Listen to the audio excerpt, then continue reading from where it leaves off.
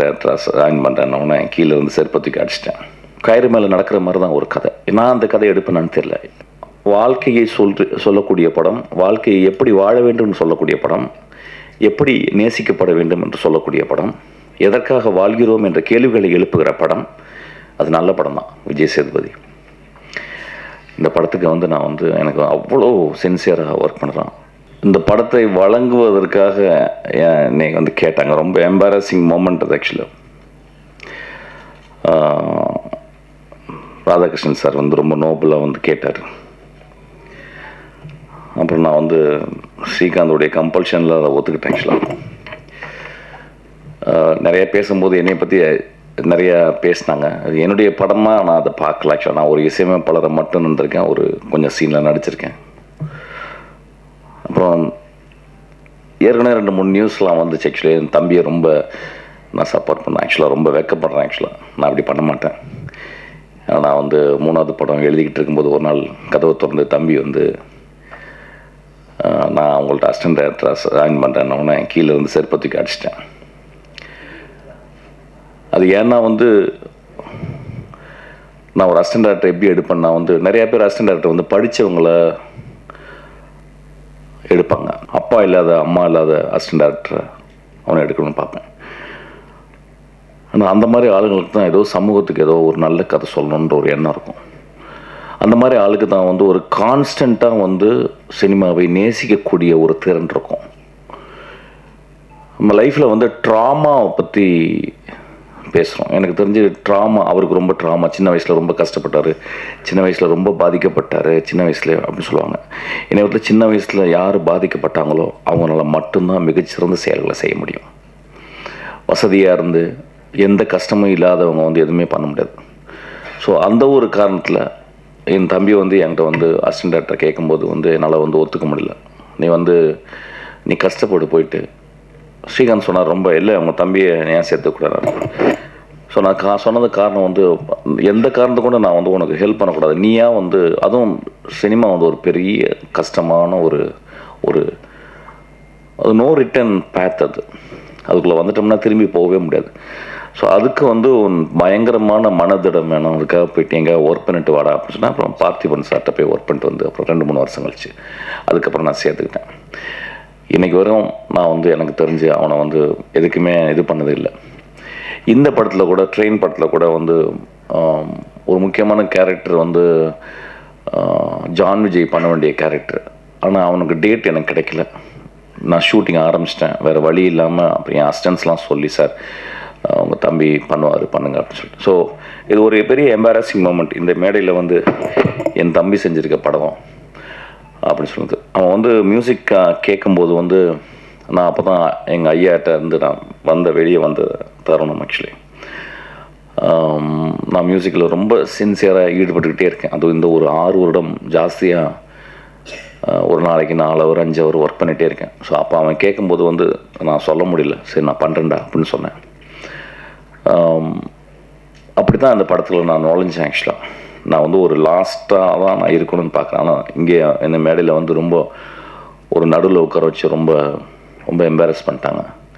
நான் என் தம்பிகிட்ட சொல்கிறது ஒரே ஒரு விஷயந்தான், இந்த வாழ்க்கையில் வெற்றி அப்படின்றது ஒன்றுமே இல்லை. வெற்றி ஒன்றுமே இல்லைன்னா தோல்வியும் ஒன்றுமே இல்லை. இந்த வாழ்க்கையில் வாழ்ந்துக்கிட்டே இருக்கணும், நடந்து போய்கிட்டே இருக்கணும். நான் நிறைய பேரை பார்த்துக்கிட்டே இருக்கேன். இதே ரோட்டில் நான் ₹1 இல்லாமல் பஸ்ஸுக்கு காசு இல்லாமல் அப்படியே நடந்து அப்படியே தேனாம்பேட்டு வரைக்கும் நடந்து போயிருக்கேன். இன்றைக்கி ரொம்ப பெருசாக சாதிச்சது மாதிரி நினைக்கவே இல்லை. ஆக்சுவலாக இன்றைக்கும் அதே மாதிரி தான் இருக்கேன். இன்றைக்கி எனக்கு ஒரு புத்தகம் வாங்குறதுக்கு அல்லது ஒரு நல்ல படத்தை பற்றி பேசுகிறதுக்கு யாரோ ஒரு நண்பன் இருந்தால் போதும். இந்த வாழ்க்கையில் வந்து பெருசாக நம்ம வந்து சாதிக்க போகிறோம்னு நினச்சிக்கிருக்கோம். யாருமே சாதிக்க முடியாது. சாதித்தவங்களாம் மிகப்பெரிய மனிதர்களுக்காக. இந்த படத்தில் கிளைமேக்ஸில் ஒரு டைலாக் எழுதியிருக்கேன், ஒரு நல்ல மனிதன் ஒரு சாதாரண மனிதன் தனக்காகவும் தன் குடும்பத்துக்காகவும் வாழ்கிறான், ஒரு நல்ல மனிதன் அடுத்தவர்களுக்காக இந்த உலகத்துக்காக வாழ்கிறான் அப்படின்றது. அது ரொம்ப கம்மி பேர் தான் பண்ண முடியும். ஆக்சுவலாக ரொம்ப கம்மி பேர் தான் பண்ண முடியும். நம்மளாம் பண்ண முடியுமான்னு தெரில ஆக்சுவலாக. ஸோ அதனால தான் தம்பிகிட்ட சொல்லுவேன், இந்த மேடையில் நான் ஆரம்பிக்கும்போது அதான் சொல்கிறேன், இந்த படத்தினுடைய வெற்றியோ தோல்வியே கிடையாது. ஒரு படம் நீ ஜென்யூனாக நீ பண்ணியிருந்தேன்னா, அது என் தம்பிக்கு இல்லை, என் அசிஸ்டன்ட் டைரக்டர் இருக்க எல்லாருக்குமே அதான் சொல்லுவேன். ஏதோ ஒரு வகையில் சினிமா வந்து ஒரு பெரிய அழுத்தத்தை கொடுக்குது, ஒரு ஓட்டப்பந்தயம் மாதிரி ஆயிடுது. என் அசிஸ்டன்ட் டேரக்டர் தான் சொல்லுவேன், ஓட்டப்பந்தயங்கள சினிமா. நீ 10 வருஷம் 15 வருஷம் நீ வந்து படம் பண்ணாமல் கூட, நான் ஒரு படம் பண்ணும்போது அந்த படம் வந்து எவ்வளோ ஒழுக்கமாக இருக்குது. அந்த படத்துக்குள்ள கேளிக்கைகள், அந்த படத்துக்குள்ள இன்ட்ரெஸ்டிங்கான விஷயங்கள் எல்லாமே நீ பண்ண. அந்த படம் ஏதோ ஒரு வகையில் ஒரு இமேஜோ ஒரு சீனோ அது வந்து மனசில் தச்சுக்கிட்டே இருக்கணும். அதை வந்து ட்ரை பண்ண அப்படின்னா அதை இந்த படத்தில் ட்ரை பண்ணியிருக்கான்னு நான் நினைக்கிறேன் ஆக்சுவலாக. ஸோ இந்த படத்தை பற்றி நான் வந்து பெருசாக நான் பேச போகிறதில்ல. இந்த படத்துக்கு வந்து முதல்ல இதை ப்ரொடியூஸ் பண்ண வந்த ராதாகிருஷ்ணன் சாருக்கு ரொம்ப நன்றி. அதுக்கப்புறம் அந்த படத்தை முழுக்க தோல் மேலே போட்டுக்கிட்டு சுமந்த திரு ஹரி அவருக்கு நன்றி. பூர்ணா, நான் விதார்த்தெலாம் பேசிட்டு அதுக்கப்புறம் பேசுகிறேன். விதார்த் வந்து நான் நீங்கள் பார்த்தோன்னு சொன்னேன், விதார்த்தம் வந்து என்ன பண்ணுறீங்க, நீங்கள் ஒரு 50 வருஷம் சினிமாவில் இருப்ப விதார்த். ஏன்னா இப்போ சினிமா இல்லைன்னா விதார்த் செத்து போய்டும். அந்த மாதிரி தான் அவன் சினிமாக்குள்ளேயே உழண்டு. நான் ஆக்சுவலாக படம் பண்ண வேண்டியது ஏதோ மிஸ் ஆயிடுச்சு. ஆக்சுவலாக ரொம்ப சின்சியரான ஒரு ஆக்டர், ரொம்ப நல்ல பையன், ரொம்ப எளிமையாக பழகக்கூடிய பையன். சில பேருக்கு, சில நடிகர்களுக்கு வந்து மூஞ்சில் லேண்ட்ஸ்கேப் இருக்கும். ஒரு தமிழ் லேண்ட்ஸ்கேப்பை வந்து இப்போ விஜய் சேதுபதி பார்த்தீங்கன்னா மூஞ்சி, நான் நேற்று தான் அந்த விஷயத்தை பார்த்தேன். நான் க்ளோஸ்அப்பில் பார்க்கும்போது, நான் க்ளோஸ்அப் போக மாட்டேன், நான் தூரத்தில் வந்து பார்க்கும்போது விஜய் சேதுபதிக்கு ஒரு தமிழ் லேண்ட்ஸ்கேப்பே இருக்குது. அந்த மாதிரி லேண்ட்ஸ்கேப் கொண்ட ஒரு மனிதன் தான் வந்து விதார்த். ஒரு கைத்தட்டுவேன், ரொம்ப போர் அடிக்குது, அப்படியே அமைதியாக என்னமோ ஆஸ்பத்திரியில் உட்காந்துருக்க மாதிரி போய்கிட்டு இருக்கு. ரொம்ப வெகு சிலர் ஆக்டர்ஸ் தான் அந்த மாதிரி ஒரு லேண்ட்ஸ்கேப் இருக்கும். அந்த மாதிரி ஒரு லேண்ட்ஸ்கேப் கொண்ட ஒரு மனிதன் உழைச்சிக்கிட்டே இருக்கான். உழைச்சிக்கிட்டே இருக்கணும் விதார்த். நானும் அதுதான் பண்ணிக்கிட்டு இருக்கேன். எனக்கு பெரிய வெற்றிகள் தேவையில்லை, பெரிய பணங்கள் தேவையில்லை, பெரிய புகழ் தேவையில்லை. நான் 365 நாளும் வேலை செய்கிறதுக்கு எனக்கு ஒரு சின்ன ஒரு படம் இருந்தால் போதும்னு நினைக்கிறேன் ஆக்சுவலாக. அதுக்கப்புறம் வந்து அருண், ரொம்ப ஸ்மார்ட்டான பையன். நம்ம பேசுறதுக்கு முந்தையே பேச ஆரம்பிச்சிடலாம். Very smart. அதாவது எப்படி சொல்கிறது, he is throbbing with energy. நல்லா படிப்பான். இப்போ வந்து ஜெனன் ஆட்டோமோட்டிவ் சொன்னால் ரொம்ப நாள் என்ன சொன்னேன் வந்து ஜெனன் ஆட்டோமோட்டிவ் படிக்கலாம் மேடம், ஏற்கனவே படித்த திரும்பி படுறா அப்படின்னு அது படிக்கலாம். ஒரு ஆக்டர் வந்து ஒரு ஜெனன் ஆட்டோ மோட்டர் சைக்கிள் படிக்கிறது வந்து ரொம்ப ரேர் அப்படின்னு நினைக்கிறேன் ஆக்சுவலாக. அதை படித்து வந்து ரொம்ப சின்சியராக டிஸ்கஸ் பண்ணுவான். ஸோ இஸ் அ வெரி ஒரு ரொம்ப இன்டெலிஜென்ட்டான ஒரு ஆக்டர் ஆக்சுவலி. அப்புறம் ஆக்டிங்கும் ரொம்ப சின்சியராக பண்ணுறான். அந்த படத்தில் அவன் கூட ஒர்க் பண்ணி போய் பார்த்தேன். தம்பி தான் வந்து ரெக்கமெண்ட் பண்ண, நல்ல பையனை அப்படின்னு சொன்னேன். என்னடா சொல்கிறேன், தெலுங்குலேருந்து வந்து இல்லை, நான் தமிழ் பையனை, நம்ம வீட்டில் பக்கத்துலேயே இருந்த பையனை அப்படின்னு சொன்னான். அப்புறம் அவன் பெர்ஃபார்மன்ஸ் பார்த்து எனக்கு ரொம்ப பிடிச்சிச்சு. இந்த படத்தில் ஒரு முக்கியமான கேரக்டர் ட்ரெயினில் பண்ணுறான் அவன் ஆக்சுவலாக. கேட்டு நல்ல கேரக்டர் அவனுக்கு ஒரு எழுதியிருக்கேன் ஆக்சுவலாக. ஒரு சின்ன கேரக்டர் தான், ரொம்ப பியூட்டிஃபுல்லான கேரக்டர். அதுக்கப்புறம் கார்த்திக், சினிமாட்டோகிராஃபர் கார்த்திக், ரொம்ப படித்த பையன், ரொம்ப இன்டலெக்சுவலாக ஒரு சினிமா பார்க்குற பையன். குதிரைவாலெலாம் பண்ண ஒரு பையன். அவன் போனவுடனே கதை, எனக்கு என்ன மாதிரி கதை நீங்கள் அப்படின்னு சொல்லி கேட்பான். ஆக்சுவலாக எந்த கதையும் அப்படியே ஒத்துக்கிற ஒரு சினிமாட்டோகிராஃபர் கிடையாது ஆக்சுவலாக. என்கிட்ட வரும் கூட ரொம்ப, சார் நான் எனக்கு எப்போயாவது நீங்கள் படம் பண்ணும்போது நான் இந்த படத்துக்கு நான் நல்லது ஜஸ்டிஸ் பண்ணுவேன் அப்படின்னு சொன்னால் எனக்கு கூப்பிடுங்க சார் சொன்னால் ஒரு ரொம்ப ரொம்ப மேன்மையான ஒரு பையன். இந்த படத்தில் வந்து நல்லா பண்ணியிருக்கான். ஆர்ட் டைரக்டர், ரொம்ப கஷ்டமான ஒர்க். ஆர்ட் டைரக்டர் பின்னாலேயே இருக்கணும் ஆக்சுவலாக, அது யாரும் பார்க்க மாட்டோம். ஆனால் ரொம்ப செழுமையாக, ரொம்ப அழகாக, சிம்பிளாக பண்ணியிருக்கான். அந்த படத்தினுடைய எடிட்டரு. அதுக்கப்புறம் சேகர், எதுக்கு வந்து காலில் விழுந்தாலும் தெரியல ஆக்சுவலாக. நிறைய பேர் என்ன தியாகி மாதிரி ஆகிட்டாங்க ஆக்சுவலாக. நான் பார்க்கும்போது என்னமோ வாயிலெலாம் கட்டி ரொம்ப செத்து போன மாதிரி உட்காந்துருந்தேன் ஆக்சுவலாக. காலிலெலாம் வந்து விழுந்தாங்க. காலில் விழுந்து வயசாயிருது ஆக்சுவலாக. நான் சாதாரணமாக வயசாகாது, இப்போ காலில் விழுந்து வயசாயிருது ஆக்சுவலாக. எனக்கு தெரியும், ஒரு 16-18 வருஷமாக எனக்கு தெரியும். சித்திரம் பேஸ்லேருந்து என் கூடவே இருக்கிறான் ஆக்சுவலாக. ஓடிக்கிட்டே இருக்கான். அப்படி அப்படியே ஓடி ஓடி ஓடி ஓடி ஓடி இன்றைக்கி வந்து ஒரு ஒரு ஒரு ஒரு ப்ரொடியூசர் லெவலுக்கு வந்துட்டான் ஆக்சுவலாக. சீக்கிரம் என் படத்தையும் பண்ணிடுவ போலடா நீ. ஆமாம், ரொம்ப எளிமையான பையன், ரொம்ப அன்பான பையன், ரொம்ப தன்மையான பையன். அதாவது ஒரு என் குடும்பத்தை சேர்ந்தவன் தான். எது ஓடி வருவான் அப்படி எதுக்கு அந்த மாதிரி பையன். அதுக்கப்புறம் ஸ்ரீகாந்த். ஒரு சினிமாவில் 30 வருஷம் நட்பு இருக்குமா அப்படின்னா டவுட் தான். பெரிய பெரிய நட்பெல்லாம் இருந்திருக்கு, பிரிஞ்சிருக்கு ஒரு காலகட்டத்தில். அதாவது 2 பேரும் ஒன்றா வருவாங்க, திடீர்னு ஒருத்தர் உயரத்துக்கு போயிடுவார்.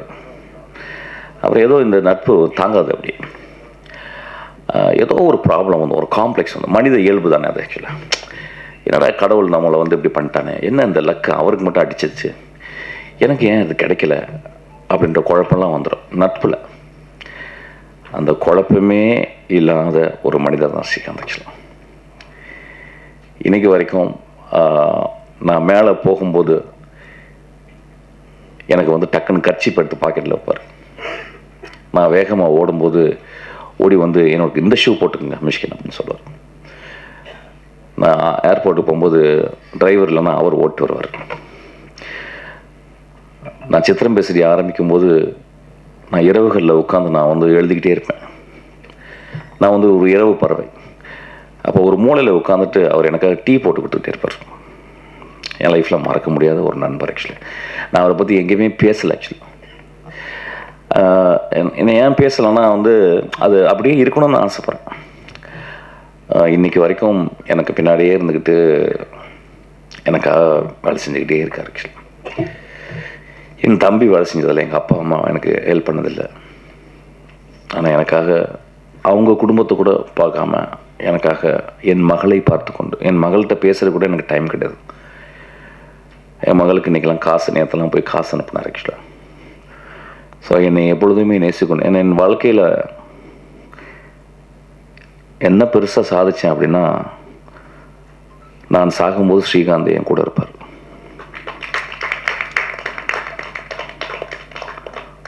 வாழ்க்கையில் ரொம்ப நட்பு முக்கியம் ஐயா. நட்பு கிடைக்கவே கிடைக்காது.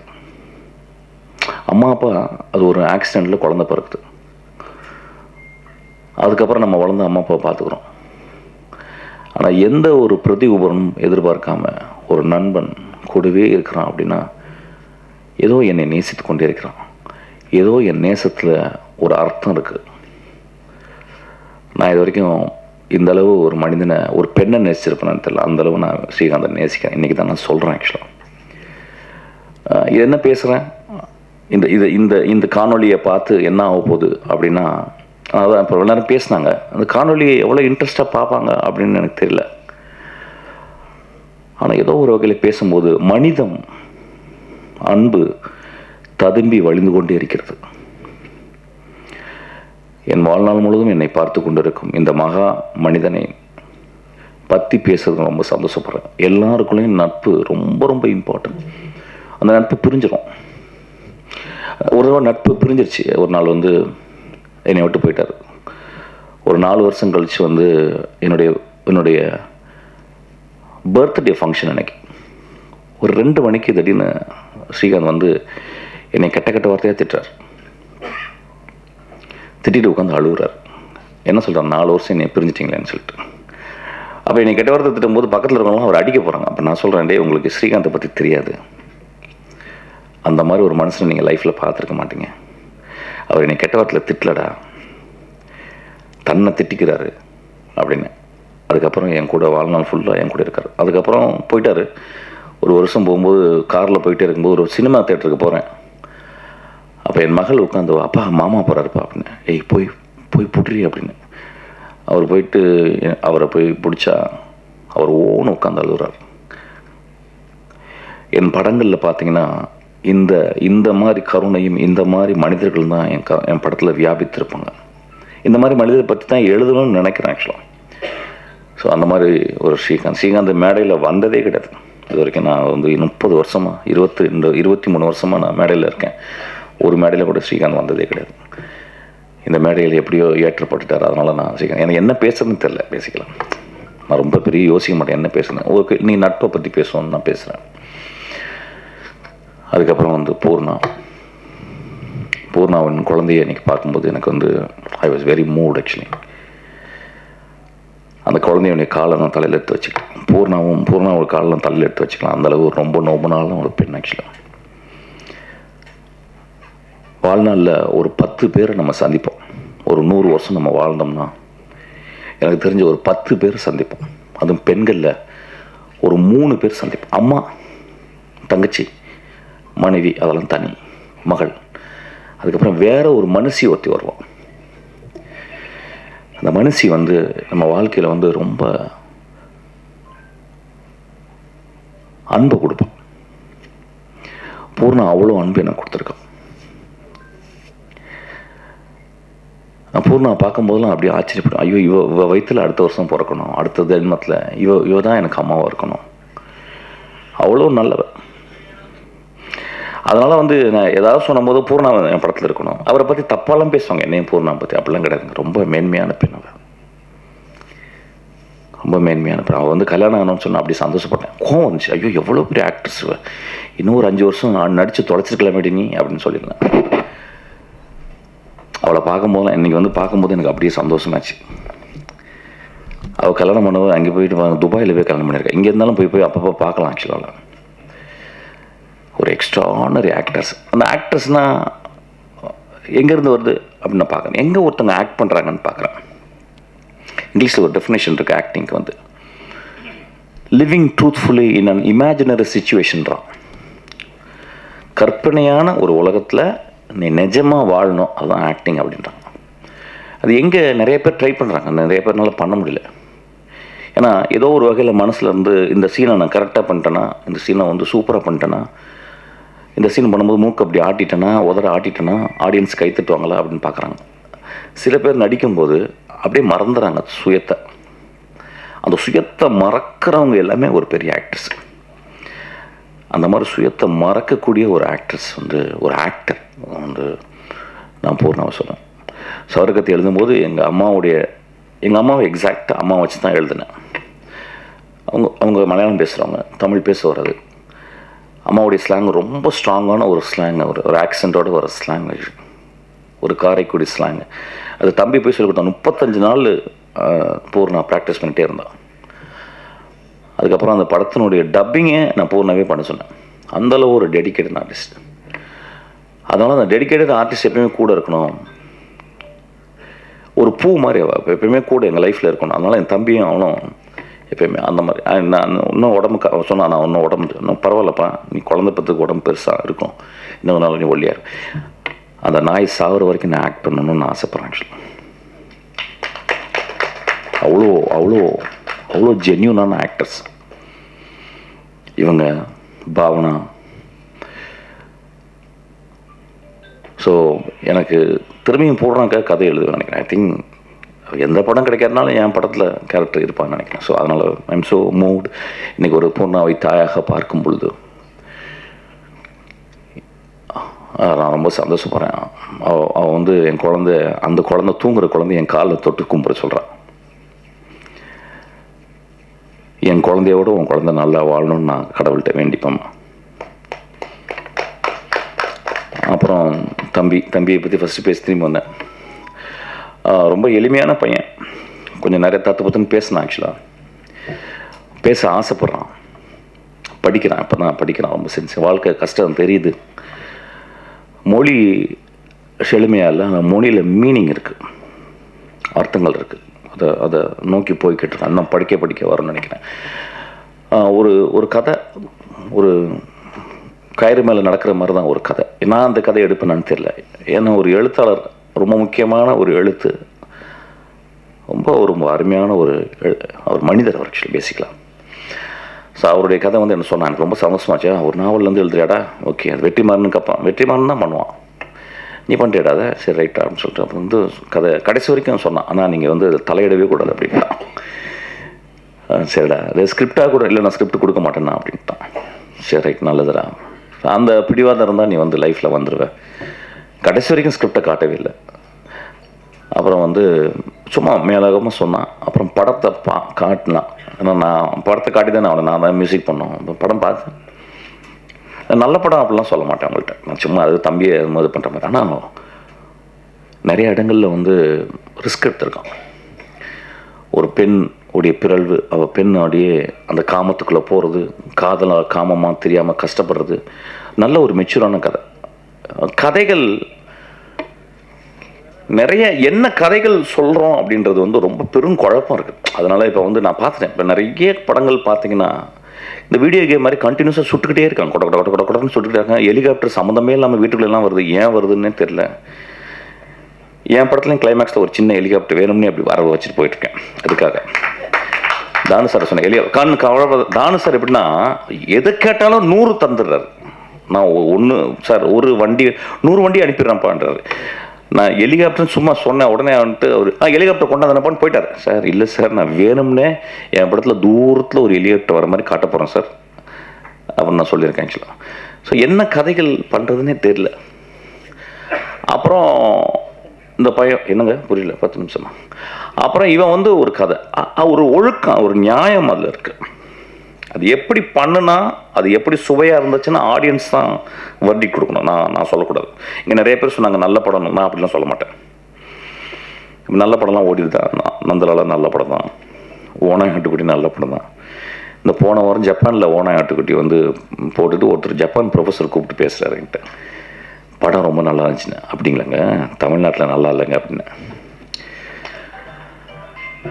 ஸோ அது நல்ல படம் அப்படிலாம் கிடையாது. ஆனால் ஒரு படம் நன்றாக மனது ஆழத்திலிருந்து நிஜமாக நான் நல்ல படம்னு எடுத்த படம் எல்லாமே வாழ்நாள் முழுதும் நல்லாயிருக்கும். உதிரிப்புகள் நம்ம மறக்க முடியுமா? ரஜினிகாந்த் சொல்கிறார் வந்து, போன தங்கச்சி திருப்பி வந்து கட்டி பிடிச்ச அழுகுறா, யோ போயா அப்படின்னா. இது போதாத அந்த படத்தை மறக்க முடியுமா? ஸோ ஒரு நல்ல படம் வாழ்க்கையை சொல்லக்கூடிய படம், வாழ்க்கையை எப்படி வாழ வேண்டும் என்று சொல்லக்கூடிய படம், எப்படி நேசிக்கப்பட வேண்டும் என்று சொல்லக்கூடிய படம், எதற்காக வாழ்கிறோம் என்ற கேள்விகளை எழுப்புகிற படம், அது நல்ல படம் தான். இதில் அந்த மாதிரி சில கேள்விகள் இருக்குது. ஸோ அதனால் I think for us it's considers a decent film. படம் எப்படி சுவையாக இருந்தது, எப்படி நல்லா இருந்துச்சுன்னா பத்திரிக்கைக்காரங்க எழுதணும், அதுக்கப்புறம் படம் பார்த்துட்டு அது நல்லா இருக்குன்னு சொல்லணும். So that rest up to the audience and the people. இந்த மேடையில் வந்து படம் நம்ம நல்லா பண்ணியிருக்கேன் நம்ம சொல்கிறது வந்தது.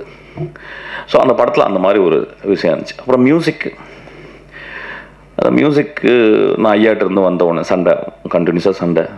நான் சண்டை போட்டுகிட்டே இருக்கேன், அவர் என்னை திட்டிக்கிட்டே இருக்காரு. அப்புறம் ஒரு ரொம்ப மனசு கஷ்டமாயிடுச்சு. அப்புறம் இனிமேல் வந்து வெளியே வரும்போது இப்படி ஒரு கொடுத்துருக்கான். சரி என்ன பண்ணலாம், என்னுடைய குருநாதர் இப்போ ரீசெண்டாக ராம்மூர்த்தி அவர் வந்து ஒரு 2 வருஷமாக எனக்கு அவர் மியூசிக் சொல்லி கொடுத்துருக்காரு. நானும் ஒரு 6 வருஷம் படிக்கிறேன். ஸோ அதனால் வந்து சரிடா எனக்கு புதுசாக எதாவது பண்ணலாம் அப்படின்னு சொல்லிட்டு இந்த படத்தில் இறங்கியிருக்கேன். ரீரெக்கார்டிங் வந்து இந்த த்ரூஅவுட் இந்த படத்தில் வந்து ஒரு கம்ப்யூட்டர் ஜெனரேட்டட் மியூசிக், அதாவது ஏதாவது ஒரு லூப்பில் இருந்து எந்த எதுவுமே எடுக்கலை. முழுக்க உண்மையான இருக்கிற. ஃபார் எக்ஸாம்பிள் வயலினிஸ்ட்டுன்னு இருக்காங்க நம்ம ஊரில், நிறைய பேருக்கு தெரியாது. இங்கே எக்ஸ்ட்ராடினரி வயலினிஸ்ட், அந்த ஸ்ட்ரிங் செஷனில் உள்ளவங்க. எனக்கு தெரிஞ்ச கல்யாண் சார், அதுக்கப்புறம் செல்லிஸ்ட் சேகர், இவங்க இன்டர்நேஷ்னல் லெவலுக்கு இவங்க பெரிய ஆளுங்க. ஆனால் இன்றைக்கி அவங்கள நிறைய யூஸ் பண்ணாமல் கம்ப்யூட்டர் ஜெனரேட்டாகவே நிறைய. ஆனால் இந்த படத்தில் அப்படி இல்லாமல் முழுக்க ஒரு லைவ் இன்ஸ்ட்ருமெண்ட்லேயே பண்ணணும்னு சொல்லிட்டு நான் பண்ணியிருக்கேன் ஆக்சுவலாக. அப்புறம் ஒரு பரவாயில்லாமல் பண்ணியிருக்கேன். ஒரு 36 மார்க்குக்கு ஒரு ரீரெக்கார்டிங் பண்ணியிருக்கேன். நான் எப்பயுமே அப்படி தான் எய்ம் பண்ணுவேன், 36 மார்க்கு வந்தால் போதும் அப்படின்னு. அந்த மாதிரி ஒரு 36 மார்க் எய்ம் பண்ணியிருக்கேன். ஒரு 5-6 பாட்டு போட்டிருக்கேன். பாட்டு வந்து எப்பயுமே சின்ன வயசுலேருந்து பாடிட்டே இருப்பேன், நான் கம்போஸ் பண்ணிகிட்டே இருப்பேன், நான் எழுதி பாடுவேன். அந்த மாதிரி இதில் வந்து எனக்கு ரொம்ப இதில் பிடிச்ச பாட்டு வந்து ஒரு கடவுளுக்கு ஒரு கோரிக்கை அப்படின்ற ஒரு பாட்டு, ஒரு தினவு பாட்டு எனக்கு ரொம்ப பிடிச்ச பாட்டு. அது வந்து நல்ல படத்தில் கம்போஸ் பண்ணியிருக்கேன். அதுவும் ஒரு 36 மார்க்கு பாஸ் போடலாம். 100 மார்க் வாங்கவே முடியாது. 100 மார்க் வாங்கக்கூடிய ஒரே மனிதர் இளையராஜா மட்டும்தான். அவர் அதுக்கப்புறம் ஒரு Rahman. So I cannot think about walking equal to them. They are far ahead actually. ஒரு இன்ட்ரெஸ்ட்டில் இந்த படத்தை நான் பண்ணியிருக்கேன் மியூசிக்கு. இப்போ இந்த படத்துக்கும் அந்த பாட்டை கேட்டுட்டு தானு சார் சொன்னார், தம்பி இந்த படத்துக்கு நீங்களே பண்ணிருங்கன்னாரு. இந்த படத்தை பண்ணுறேன். 2 பேரை பற்றி நான் சொல்லணும். இந்த படத்தை நான் பண்ணிக்கிறதுனால இப்போவே ப்ரமோஷன் ஆரம்பிச்சிடலான் இருக்கேன். நான் பார்த்து இவ்வளோ வருஷம் 23 வருஷம் நான் ஒரு நிறைய ப்ரொடியூசரோடு பழகிருக்கேன். தானு சார் மாதிரி ஒரு ப்ரொடியூசர் நான் பார்த்ததே இல்லை. என்னை ஒரு குழந்தை மாதிரி பார்த்துக்கிறார். யூஸ்வலாக எந்த ப்ரொடியூசரும் எனக்கு பிடிக்காது ஆக்சுவலாக. நான் ஒர்க் பண்ண ப்ரொடியூசர்லாம் நான் ரொம்ப மோசமானவன் அப்படின்லாம் சொல்லுவாங்க. நிறைய செலவு பண்ணுறேன் அப்படின்னாங்க. அதெல்லாம் பொய் அப்படின்னு அவர் சொல்கிறார். ஆக்சுவலாக அந்தளவு என்னை பத்திரமா பார்த்துக்கிறாரு. அப்புறம் என் தம்பி விஜய் சேதுபதி, இந்த படத்துக்கு வந்து நான் வந்து எனக்கு அவ்வளோ சின்சியராக ஒர்க் பண்ணுறான். இந்த கதையும் கிட்டத்தட்ட இன்ட்ரோல் வரைக்கும் நான் முடிச்சிட்டேன். ஆக்சுவலாக எடிட் பண்ணி பார்த்தேன். ரொம்ப எக்ஸ்ட்ரானரியாக பண்ணியிருக்கேன். எனக்கு ரொம்ப சந்தோஷம். விஜய் சேதுபதி வந்து இன்னொரு பரிமாணம் விஜய் சேதுபதிக்கு இந்த படத்தில் கொடுத்துருக்கான். இந்த படம் டெவில்ன்ற படம் நல்லா இருந்தால் மட்டும் நல்லா இருக்குன்னு எழுதுங்க.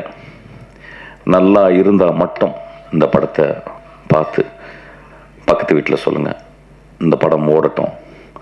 நன்றாக இருந்தால் இந்த படம் ஓடும் தம்பி, நன்றாக இல்லாட்டினா ஓடாது. ஓடாட்டினா பரவாயில்ல, ஓடு, நீ ஓடு, ஓடிக்கிட்டே இரு. வாழ்க்கையில் வெற்றியும் இல்லை, தோல்வியும் கிடையாது. வாழ்க்கையில் ஓடிக்கிட்டே இருக்கணும். நன்றி.